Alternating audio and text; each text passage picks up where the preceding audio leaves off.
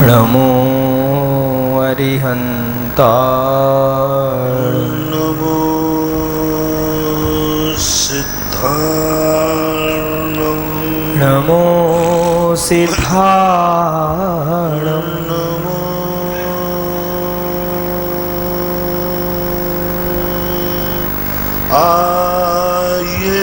आयर्याणं नमो आयर्याणं नमो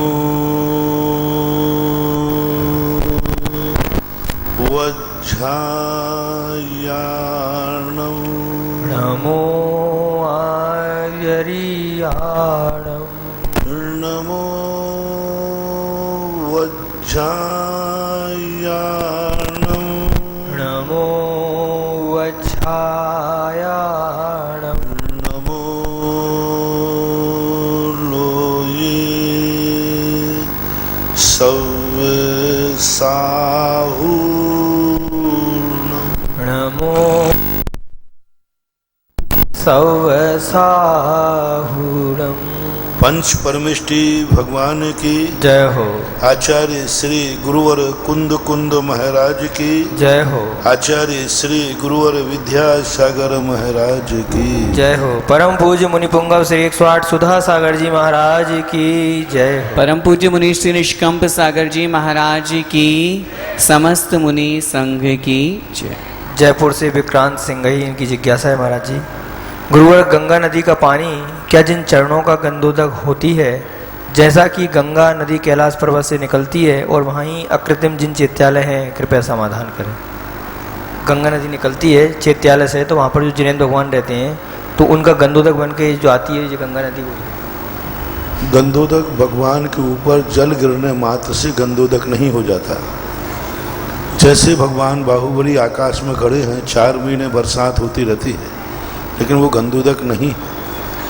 इसी प्रकार कोई मुनिराज किसी ध्यान में खड़े हैं और एकाएक बरसात हो जाती है, तो वो गंधोदक नहीं हो जाता। गंधोदक वही माना जाता है जो संकल्प पूर्वक किया जाए, जो मंत्र पूर्वक किया जाए, वह गंधोदक हो जाता है। चूँकि गंगा नदी अपने आप में प्रभायमान है, होती हुई भगवान के ऊपर से गिर रही है, वहाँ ना कोई मंत्र है ना कोई संकल्प है, इसलिए वह गंधोदक की कोटि में नहीं आता। इनका सोचना ऐसा है महाराज श्री, हो सकता है कि जो गंगा नदी है वर्तमान में, ये वही गंगा नदी है कि जो ऊपर से अकृत्रिम चैत्यालय से निकलती है। अब इस संबंध में तो भौगोलिक दृष्टि में बहुत सारे प्रश्न हैं। यदि इसको गंगा नदी मानते हैं तो गंगा नदी का उद्गम स्थान और फिर वो भगवान की मूर्ति कहीं देखने में नहीं आ रही, क्योंकि गंगा शुरू से जहाँ से निकली है और जहाँ तक गई है, वहाँ तक कोई इतनी अलौकिक 3000 फीट की कोई मूर्ति देखने में नहीं आई। एक बात, यदि इसको गंगा नहीं मानते हैं तो फिर बहुत सारे प्रश्न सम्मेद शिखर जी पर खड़े हो जाएंगे, अयोध्या पर खड़े हो जाएंगे, बनारस पे खड़े हो जाएंगे। क्योंकि यदि यह गंगा नहीं है तो फिर यह सम्मेद शिखर भी नहीं है, यह गंगा नहीं है तो यह बनारस भी नहीं है। फिर सुपार्श्वनाथ भगवान का, श्रेयांशनाथ भगवान का जो जन्मस्थली मानी जाती है बनारस, पारसनाथ की जन्मस्थली, ये बनारस भी नहीं मानी जाएगी और फिर अयोध्या भी नहीं मानी जाएगी। यह है क्योंकि अयोध्या और बनारस की जो पोजीशन अभी है वह ठीक गंगा को मानने पर ही सिद्ध होती है। सम्मेद शिखर की रचना भी जो गंगा का आज नक्शा है उसको मानने पर होगा। इसलिए यदि सम्मेद शिखर, अयोध्या और बनारस को जीवित रखना है तो गंगा नदी इसे ही मानना पड़ेगा, अन्यथा बहुत बड़ा भौगोलिक सिस्टम, आस्था का केंद्र और धर्म के सिद्ध क्षेत्र पर बहुत भारी प्रश्न खड़ा हो जाएगा। और एक जो आज हजारों लाखों लोग सम्मेद शिखर की वंदना करके अपने जीवन को अलौकिक कर्मों को काटते हैं, पुण्यवंत बांधते हैं, ये सब पे प्रश्न चिन्ह लग जाएगा। इसलिए भली एक बात को गौण करके यदि हमें 10 बातें अच्छी मिलती हैं तो हमें 10 बातों का ध्यान रखना चाहिए और गंगा इसी को मानना चाहिए। कोटा से साक्षी जैन इनकी जिज्ञासा है। महाराज जी, मुझे बहुत वहम रहता है, जैसे मैं गाड़ी से या पैदल जा रही हूँ और कोई अशुद्ध वस्तु या मरे हुए चूहे पक्षी पर मेरा पैर या गाड़ी चली जाए तो क्या हमें नहाना चाहिए? कृपया समस्या का समाधान करें। यदि आपको पूजा करना है तो नहाना ही पड़ेगा, दर्शन करना है तो बात अलग है। और वहाँ में एक बीमारी भी होती है, पैर नहीं पड़ने पर कई लोगों को अशुद्धि दिखती है और उस अशुद्धि के कारण से लोगों के मन में तो एक बीमारी भी होती है। इस बीमारी को डॉक्टर को दिखाना चाहिए और सही में यदि पैर पड़ करके ग्लानि भाव हो रहा है, यदि आपको पूजा करना है, विधान आदि करना है, तो आपको पुनः स्नान करना ही पड़ेगा। बड़ा गांव दसान से विद्याजन की जिज्ञासा। हे गुरुवर, जब द्वारका नगरी धू कर जलने लगी तब नारायण बलभद्र बेवश होकर और लाचार होकर खड़े देखते रहे और सारे पुरुषार्थ व्यर्थ एवं निष्फल रहे। तब कर्म सिद्धांत के अनुसार इन महापुरुषों ने भी कभी किसी नगरी को जलाया होगा या उजाड़ा होगा, जिसके फलस्वरूप आज उनका यह विशाल साम्राज्य तिनकी की तरह जल जल कर नष्ट हो गया। कृपया समाधान करें। नियम से, क्योंकि बिना कर्म के कोई काट नहीं मिलती। जैसे आज किसान लोग होते हैं, फसल को काटकर पूरे खेत में आग लगा देते हैं। उस खेत के अंदर कितने चूहे, कितने जानवर रहते हैं। कई लोग जंगल में आग लगा देते हैं, कितने जीव उसमें मर जाते हैं। तो इस प्रकार का भी कर्म जब पशुओं के साथ किया जाता है तो वह साम्राज्य के रूप में परिवर्तित हो जाता है। बहुत बड़े किसी जंगल में आग लगा दिया, उसमें कितने जानवर रहते हैं, चूहे, पक्षी, सब एक साथ मर जाते हैं। तो ऐसा कभी अराजकता में, आततायियत में कोई लोग गांव के गांव जला देते थे। जैसे आतंकवादी लोग होते हैं या आततायी लोग होते हैं, सीधे पूरे गांव में आग लगा दी, कोई बच ही नहीं पाया।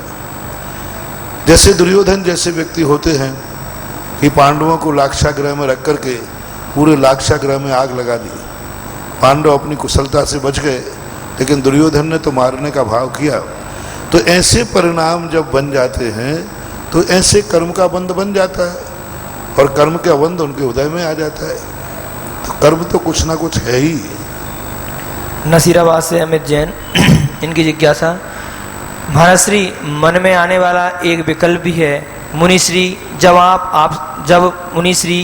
हम आपसे दूर रहते हैं तो आपको स्मरण करने मात्र से ही मन निर्विकल्प होने लगता है और जब हम आपके समीपस्थ आते हैं तो पूरे शरीर में तरंग प्रभावित होती है। लेकिन कभी कभी वहाँ पर कुछ कार्यकर्ताओं एवं व्यक्तियों के निमित्त से मन में कभी कभी विकल्प आ जाता है। मैं ये जानना चाहता हूँ कि ऐसा विकल्प आना मेरे लिए कहीं दोषपूर्ण तो नहीं है। कृपया समाधान करें। पहली बात, महापुरुषों की संगति से यदि कोई लाभ नहीं होता तो सारे जगत की नीतियां व्यर्थ हो जाती हैं। एक बेटे को माँ बाप की संगति करने से जिंदगी नहीं बनती तो माँ बाप को कौन स्वीकार करता। यदि पेड़ के नीचे जाने से छाया नहीं मिलती तो कौन पेड़ के नीचे जाता। तो नियम है ये कि साधु संत या भगवंतों की निकट जाने पर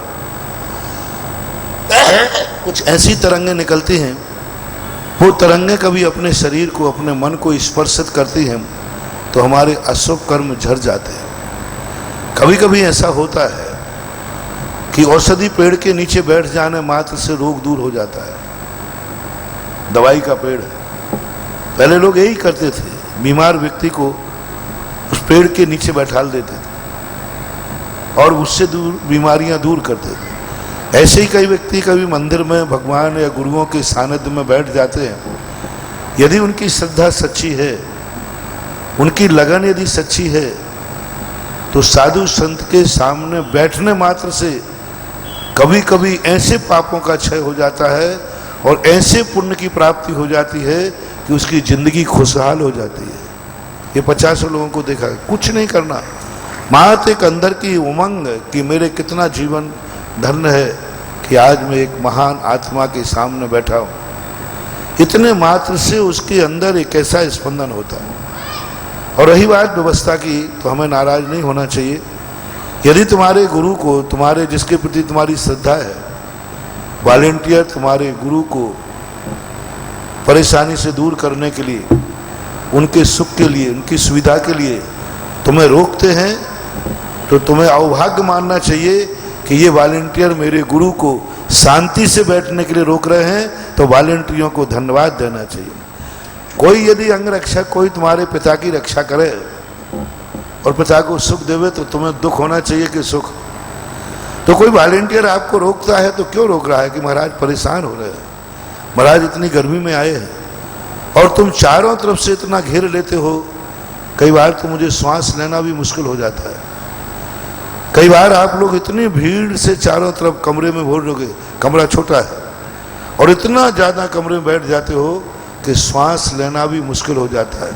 अब वो तुम्हारी भक्ति साधु के लिए कष्टदायी बन रही है, साधु को श्वास लेने में दिक्कत हो रही है, साधु की शांति भंग हो रही है, तो ये आपका अविवेक, अज्ञान कहलाएगा। यदि कोई वॉलेंटियर्स आपको हटाता है वहाँ से कि आप हटिए यहाँ, महाराज को थोड़ी हवा आने दो, महाराज को थोड़ा शांति से बैठने दो, तो आपको खुशी होना चाहिए कि ये जिस गुरु को मैं चाहता हूँ उस गुरु को सुख देने के लिए ये वॉलेंटियर व्यवस्था बना रहे हैं। चौके में यदि आपको कोई रोकता है तो आपको आह्लाद मनाना चाहिए कि ये वॉलेंटियर हमारे गुरु को निरंतराय आहार करने के लिए रोक रहे हैं, तो कितने बड़े उपकारी हैं।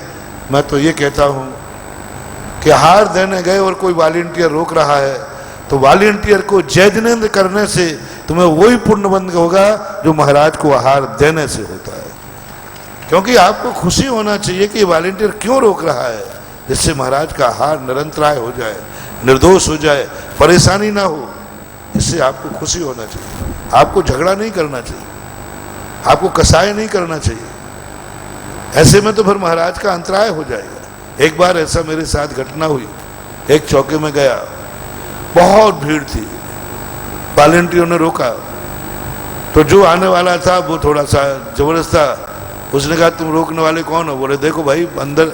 उसने कहा ठीक है मैं तुझसे निपट लूंगा, और उसकी कॉलर पकड़कर उससे कहा, वॉलेंटियर से कॉलर पकड़ करके बाहर कर दिया। मुझे अंतराय करना पड़ा, अंतराय करना पड़ा, आहार छोड़ना पड़ा। अब बोलो, तुम्हारी भक्ति के कारण से साधु ने, और साधु 24 घंटे में एक बार अन्न जल ग्रहण करता है, चाहे 48 टेम्परेचर हो चाहे 50 टेम्परेचर हो, 24 घंटे में एक बार अन्न जल ग्रहण करता है, एक बार ही पानी लेता है। अब यदि तुम्हारे उस भक्ति के कारण से साधु ने अंतराय कर दिया तो फिर 48 घंटे के बाद पानी पिएगा, 48 घंटे के बाद अन्न ग्रहण करेगा, वो पाप कितना है। इसलिए भीड़ कर कर साधु के निकट जाना ही भक्ति नहीं है। साधु को सुख शांति देने से भी तुम्हें, जितना तुम साधु के पास जाकर के साधु को परेशान करके पैर छू के भी आ गए तो भी तुम्हें वो एनर्जी नहीं मिलेगी, लेकिन साधु की शांति के लिए दूर से भी हाथ जोड़ लिए तो तुम्हें वो एनर्जी मिल जाएगी जो छूने पर भी नहीं मिलेगी। आहार देने के लिए तुम गए, इतनी भीड़ कर दी कि साधु पसीना पसीना हो रहा है, तुमने ये भी नहीं सोचा कि 24 घंटे में एक बार जल लेते हैं, तुम्हारा तो मतलब है देना, तो आपने कोई पुण्य नहीं कमाया। लेकिन आपने कहा कि नहीं साहब मैं आहार नहीं दूंगा, महाराज का आहार ठीक होना चाहिए, मैं बाहर खड़ा हूं, तो आपको हाथ जोड़ने मात्र से इतना बड़ा पुण्यबंध होगा, क्योंकि आपने साधु की शांति का ध्यान रखा है।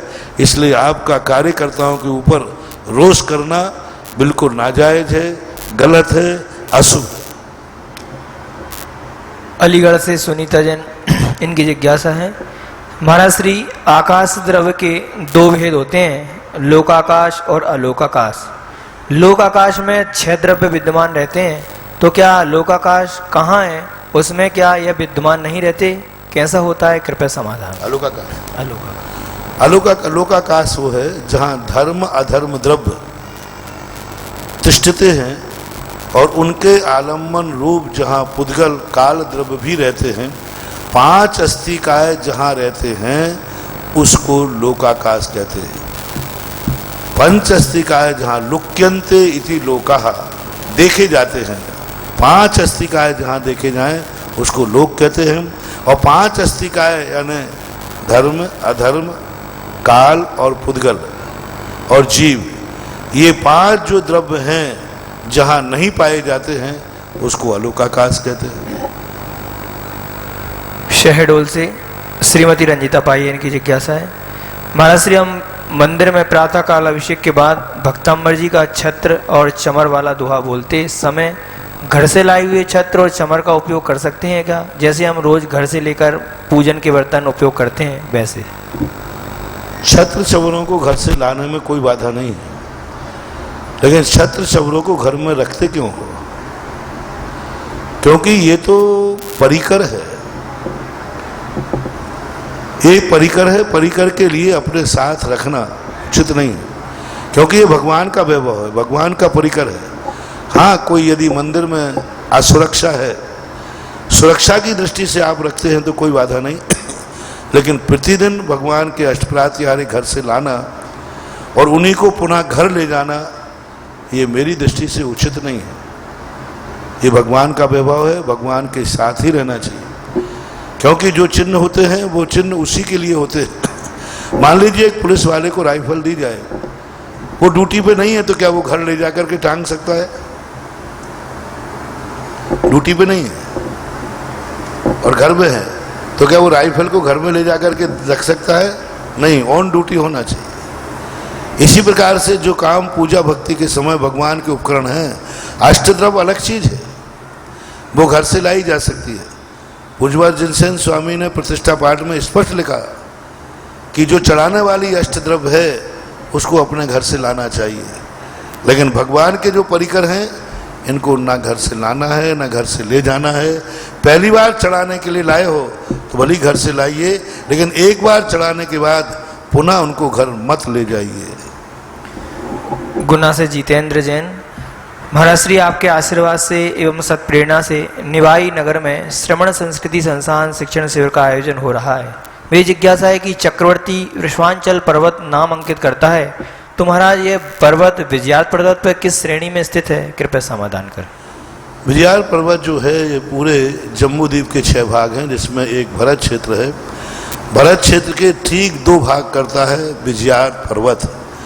उस विजयार पर्वत पर जब चक्रवर्ती जाता है तो उसकी अर्ध विजय मानी जाती है। वहाँ नियुक्त के अनुसार पूर्व चक्रवर्ती किसी, क्योंकि उस शिला पर इतने नाम अंकित हैं, प्रशस्ति जगह ही नहीं रहती।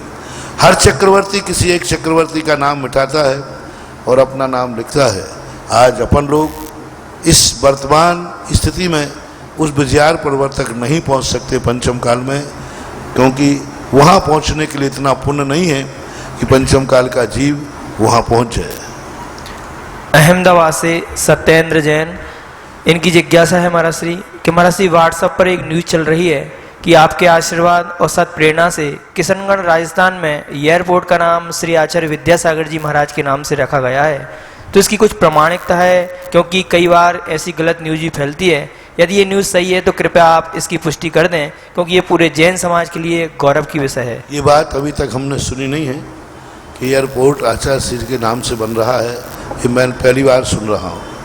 इतना जरूर है कि एयरपोर्ट पर आचार्य महाराज का एक कीर्ति स्तंभ की स्थापना जरूर हो रही है, उसका आशीर्वाद है और उसकी प्रेरणा है। वो RK मार्बल वाले अशोक पाटनी बना रहे हैं, किशनगढ़ वाले।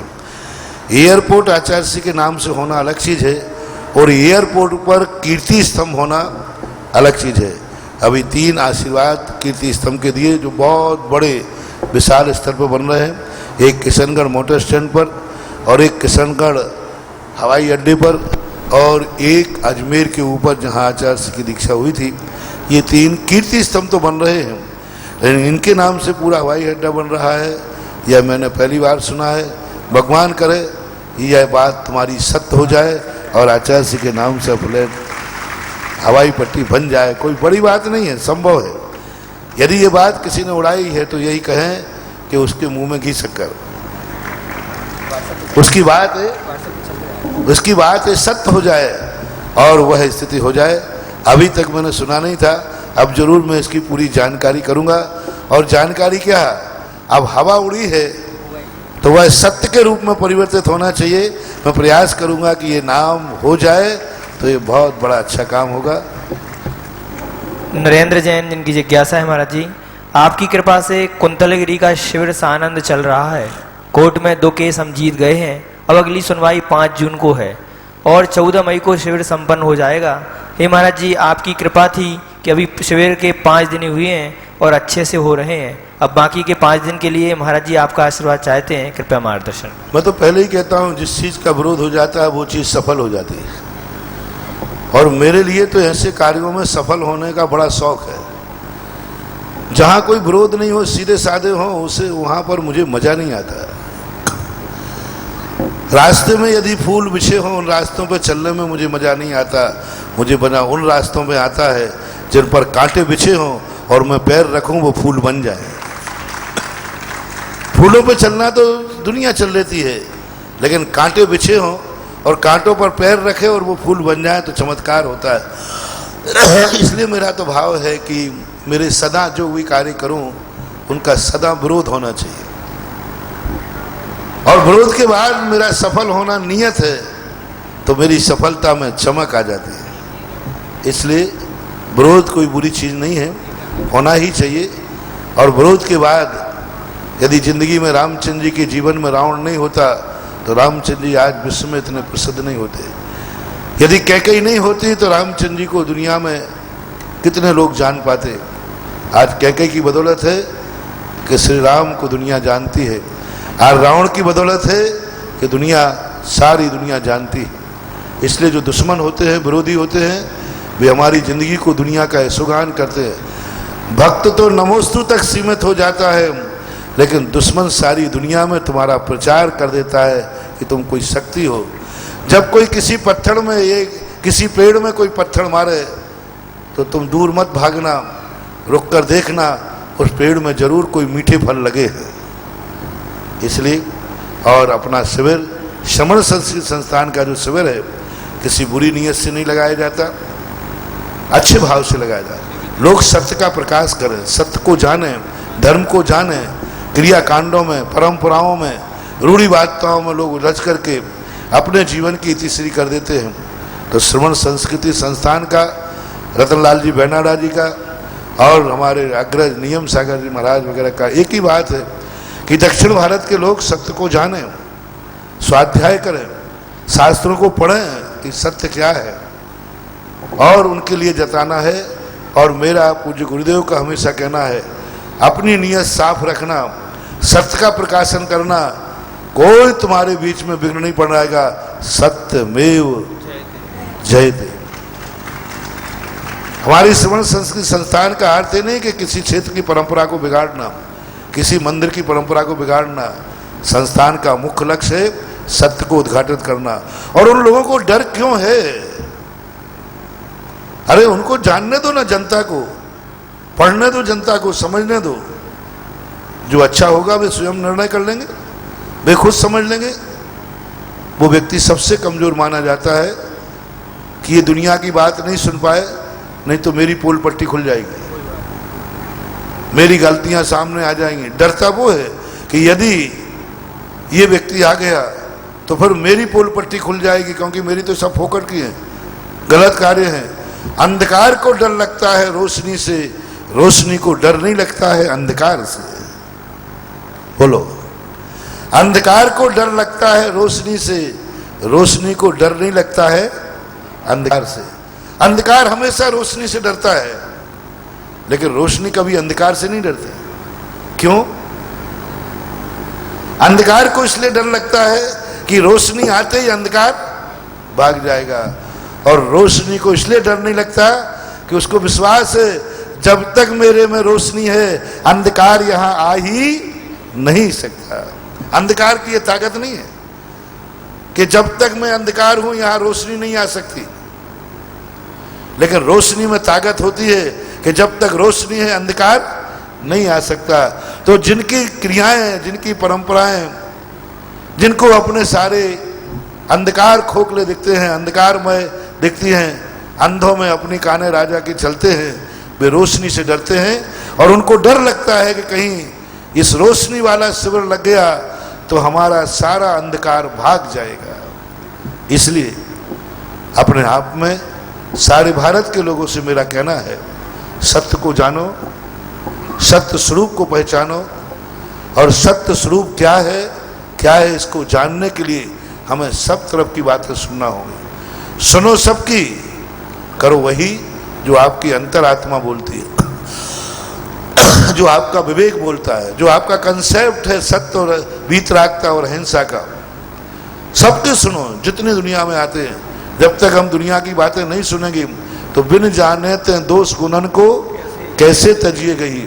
सबकी बातें सुनो, लेकिन मानना वही जो तुम्हारी मूल सिद्धांत है, अहिंसा और वीतरागता। अहिंसा वीतरागता जिससे पोषित होती हो उस सत्य को स्वीकार कर लेना, और अहिंसा और वीतरागता जहां खंडित होती हो वह अपने पिता की भी आवाज क्यों ना हो उसको कभी स्वीकार नहीं करना। किसी साधु की भी आवाज क्यों ना हो, जिसको हम गुरु मानते आए हैं, जिसने मुझे दीक्षा दी, गुरु दिया, गुरु पद दिया, यदि उनकी आवाज में भी वीतरागता और अहिंसा खंडित होती है तो पूज्यवर नेमी चंद महाराज कहते हैं उस बात को तुरंत नकार देना चाहिए, क्योंकि मेरा सिद्धांत क्या है, वीतरागता और अहिंसा। इसलिए सभी लोग सब बातें सुनो मेरा कहना, लेकिन निर्णय करना वीतरागता और अहिंसा का। इसलिए सारे लोगों से मेरा कहना है, दक्षिण भारत की समाज से भी कहना है कि सत्य को समझो, सुनो। किसी का विरोध करने से सत्य कोई नष्ट नहीं हो जाता। किसी को हम सत्य तक पहुंचने के लिए रोक देने से तुम कितने दिन अपने असत्य की कहानी सुनाते रहोगे। एक ना एक दिन सत्य उजागर होगा और सत्य का बंडा भोर होगा। इसलिए दक्षिण भारत में भी खूब श्रमण संस्कृत के शिविर लगे हम और सत्य को जाने। और सारी जनता से मेरा कहना है, श्रमण संस्कृत संस्थान की बात मानना नहीं है। मैं सदा बोलता हूं, मेरी बात कोई मानना मत। तुम लोग सुन रहे हो ना, जो मेरी बात मानता है मैं उसे पागल कहता हूं। मेरी बात कभी मत मानना, लेकिन मेरी बात सुने बिना नहीं रहना। मेरी बात सुनना जरूर, मानना तो अपनी आत्मा की है, सुनना मेरी बात है। हमारे श्रवण संस्कृति की बात मानो या नहीं मानो ये उद्देश्य नहीं है। सुनो, अच्छी तरह सुनो, समझो। जब तुम्हारी आत्मा गवाही दे देवे तो मानो, अन्यथा मत मानना। अब इतने डंके की चोट पर कौन बोल सकता है। मैं तो कह रहा हूं मेरी बात कभी मत मानना चाहिए, लेकिन मेरी बात सुने बिना, सुनो तो सही। सुनने में क्या डर लग रहा है। हाँ, मैं जबरदस्ती कहूं जो आया है मेरी बात मानेगा नहीं तो मैं भस्म कर दूंगा, मैं सांप बिच्छू छोड़ दूंगा, नहीं। सच्चे साधु की सच्ची नीति, सच्चा आगम, सच्चा धर्म कभी हमारा धर्म मनाता नहीं। महावीर चाहते हैं तो 1 मिनट में सारी दुनिया को बुला करके नमोकार मंत्र पढ़ा सकते थे, लेकिन महावीर ने कहा नहीं, मैं किसी को मनाऊंगा नहीं, मैं बात सुनाऊंगा। श्रवण संस्कृति संस्थान, रतनलाल बेनारा जी वगैरह सब एक ही बात भारत में प्रचार कर रहे। मेरी बात सुनो तो सही, मानना नहीं, सुनो, समझो। यदि तुम्हारी आत्मा को ऐसा लगे कि आज तक मैं असत्य था और ये मुझे सत्य लग रहा है, तो आप अपनी आत्मा की आवाज को जरूर मानना, वही सत्य कहलाता है।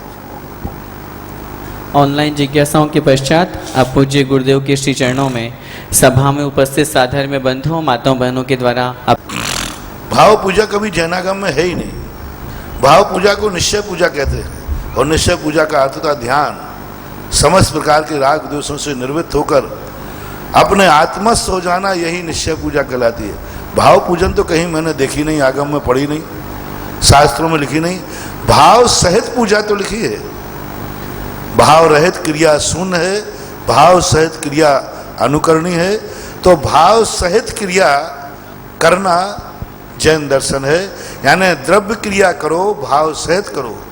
जो व्यक्ति षड आवश्यकों में किसी एक आवश्यकता भी विरोध करता है वो नियम से अज्ञानी, मिथ्या दृष्टि है। जो ये कहता है कि भाव पूजा करना चाहिए तो उसको भाव भोजन भी करना चाहिए। भोजन की थाली रख लीजिए और उसका खूब गुणानुवाद करो। भोजन ऐसा है, इतनी ताकत है, इतना विटामिन है, इतना सब कुछ है, इतनी ताकत है, इसमें विटामिन भी है, इसमें शीतलता भी है, बहुत अच्छा है, और बहुत गुणानुवाद करो। इतना घी है, इतना शक्कर है, सब गुणानुवाद करो, लेकिन खाना एक कुछ भी मत खाना। भूख मिट जाएगी क्या? नहीं। इसी प्रकार तुम पूजा की करो, हे भगवान आप में गुण बहुत है, आप में ये है, आप में ये है, आप में ये है, लेकिन एक चावल भी त्याग नहीं करना, तो वो ऐसा ही मूर्ख है कि भोजन की थाली को खा नहीं रहा है, लेकिन भावना गुणानुवाद बहुत कर रहा है। बंधु, पूज्यवर कुंदकुंद स्वामी जैसे व्यक्ति छायक सम्यक दृष्टि सौधर्म इंद्र से भी भाव पूजा नहीं करवा रहे, यानी बिना द्रव्य की पूजा नहीं करवाई। गजब! कुंदकुंद भगवान छायक सम्यक दृष्टि सौधर्म इंद्र देवता जो द्वादशांग के पाठी होते हैं, उनसे द्रव्य पूजा के बिना पूजा नहीं कराई। नंदीश्वर भक्ति में स्पष्ट उल्लेख किया है, सौधर्म आदि चारों निकाय के देव दिव्येण गंधेण दिव्येण धूपेण दिव्येण वासेण दिव्येण पुष्पेण आदियों के द्वारा नंदीश्वर दीप में जाके पूजन करते। जब छायक सम्यक दृष्टि सौधर्म इंद्र द्रव्य के बिना पूजा नहीं कर रहा है, तो तुम्हारे लिए तो कोई ज्ञान नहीं है। भाव पूजा कहां से आ गई? ये मात्र हिंदियों में भाव पूजा द्रव्य पूजा ये सब कथन है। भाव पूजा का अर्थ इतना ही लेना महानुभाव, द्रव्य पूजा को भाव सहित करो। भावलिंग कहां से आ गया? भावलिंग कोई चीज ही नहीं होती।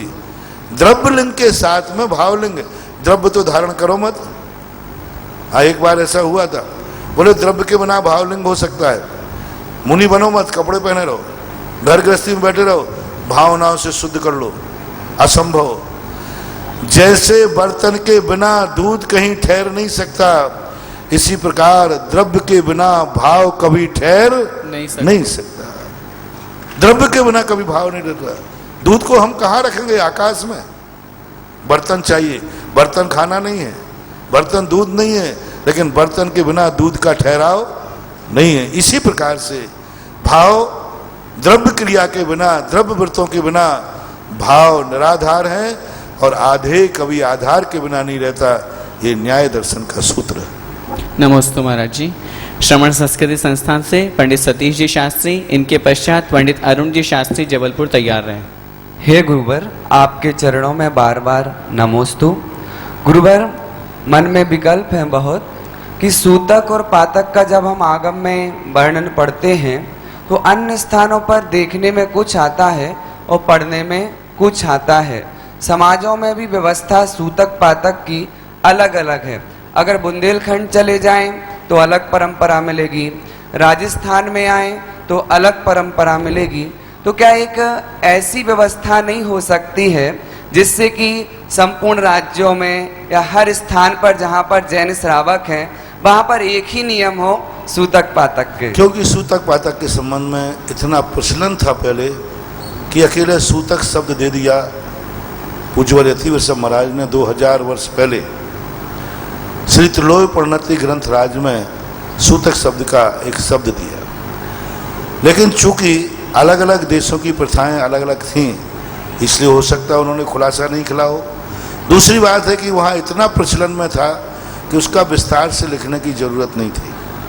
अब रही बात अपने अपने देश की, तो हमारे यहाँ आत्मानुशासन में गुणभद्र स्वामी ने लिखा एक जनपद सत्य होता है, और जनपद सत्य को स्वीकार करना चाहिए। जिस संबंध में आगम मौन है, तो वहाँ के सज्जन पुरुष जो मानते हैं, जैसे सपोज कीजिए दक्षिण भारत में यदि जाओगे, आपके यहाँ लौकी होती ना, लौकी, यदि वहाँ कोई लौकी मुनिराज ले लेंगे तो कहेंगे कितनी अभक्त, कितना गिरा हुआ मुनिराज है, लौकी खाता है। वहाँ लौकी को अभक्ष मानते हैं। और यहाँ एक भूरा कद्दू होता है जिसका पेठा बनता है आगरा वगैरह में, तो यहाँ वो भूरा कद्दू नहीं खाते, वहाँ सारे मुनिराज भूरा कद्दू खाते हैं। तो ये क्षेत्र की परंपराएं कहलाते हैं। किसी किसी क्षेत्र में वहाँ की जलवायु, वहाँ के मौसम के अनुसार कुछ निर्णय कर लिए जाते हैं। तो इसके लिए तो यही मानना चाहिए जनपद सत्य। वहाँ के लोग, वहाँ के सज्जन पुरुष जिस परंपरा को मानते हैं उसको स्वीकार कर लेना चाहिए। कई चीज़ें ऐसी अभक्ष भी होती हैं जो किसी देश में भक्ष है और किसी में अभक्ष है, और कई बार तुम नहीं जानते हो तो वहाँ के सज्जन पुरुषों से पूछ लेना। यदि वो खाते हैं तो हमें आगम में भी नहीं मिला है तो हम उसको ले सकते हैं। इसलिए इसको जनपद सत्य मान करके वहाँ की परंपरा को स्वीकार करना चाहिए। मूल रूप से सूतक है, सूतक को मानना चाहिए। अब सूतक में कोई कहते कन्या को सूतक लगेगा कि नहीं लगेगा?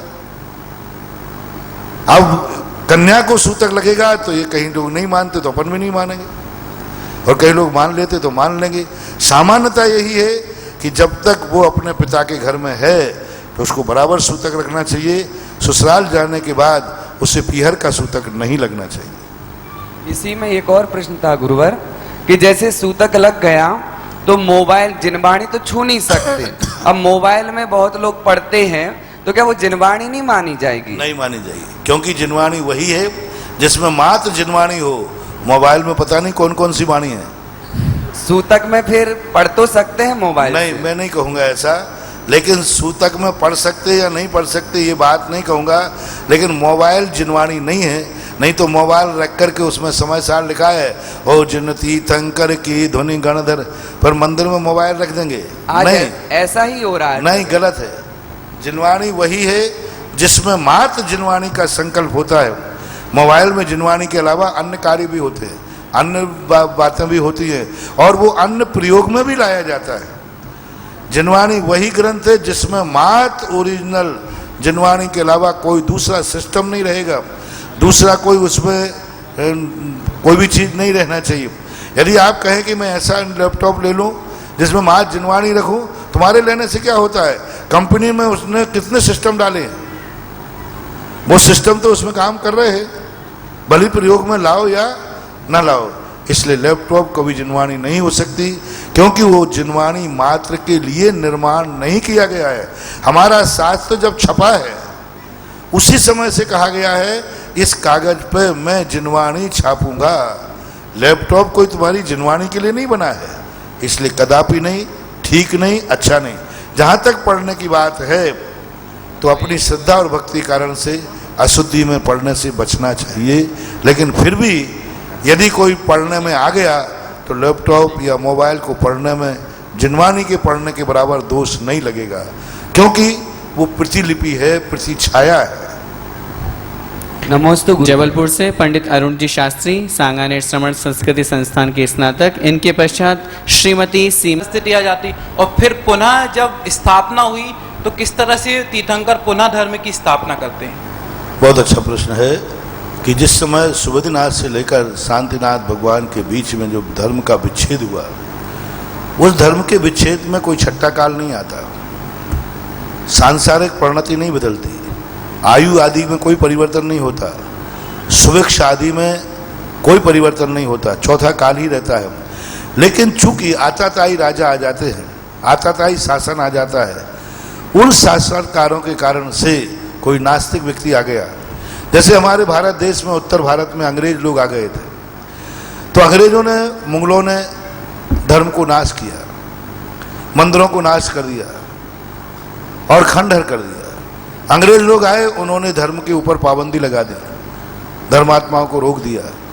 तो ऐसी कभी कभी उनके काल में ऐसी आताताई राजा की शक्तियाँ आ गई जिन्होंने कानून बना करके धर्म और धर्मात्माओं पर रोक लगा दी।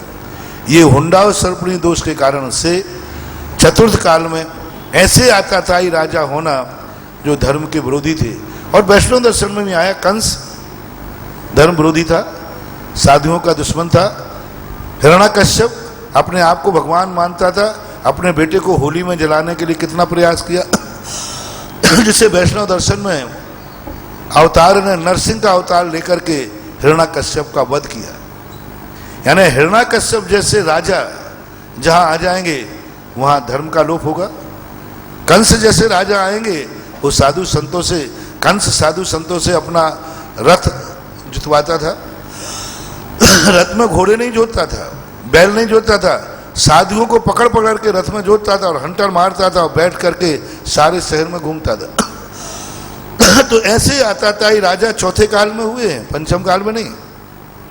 तो उसी प्रकार से सुबोधनाथ भगवान से लेकर शांतिनाथ भगवान तक ऐसे आताताई राजा हुए जो धर्मद्रोही थे, नास्तिक थे, अपने आप को ही प्रभु सत्ता मानते थे। इसलिए उस समय ऐसा धार्मिक वातावरण विपरीत हुआ, ना कि लौकिक। नमस्ते। श्रीमती सीमा जैन, इनके पश्चात श्रीमान जेके जैन, जयपुर तैयार रहे। मेरे इष्ट गुरुदेव के चरणों में नमोस्तु नमोस्तु नमोस्तु।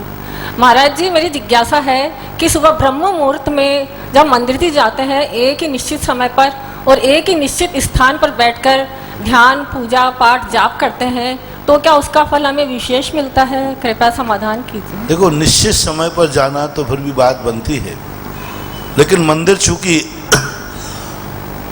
सार्वजनिक है, किसी निश्चित स्थान का नियम लेना ये सामाजिक लौकिक दृष्टि से ठीक नहीं है, क्योंकि उसी स्थान पर कल दूसरा बैठ गया तो आपको तकलीफ हो जाएगी। ऐसा नहीं करना चाहिए।